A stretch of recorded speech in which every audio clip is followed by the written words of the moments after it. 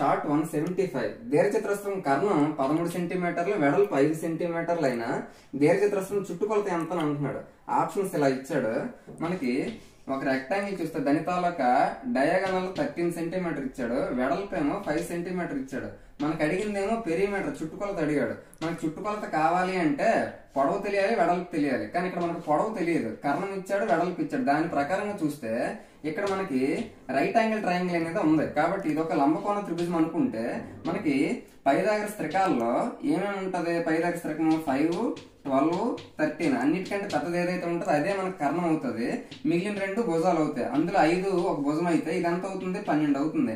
మరి దాని ప్రకారంగా చూస్తే దీర్ఘచతురస్రం చుట్టుకొలత ఫార్ములా ఏంటి? 2 × L + B. 2 × పొడవు ఎంత వచ్చింది ఇప్పుడు? 12 ప్లస్ వెడల్పు ఏమో 5. 12 + 5 17, 17 34 సెంటీమీటర్లు. Option 2 is the correct answer. Thank you.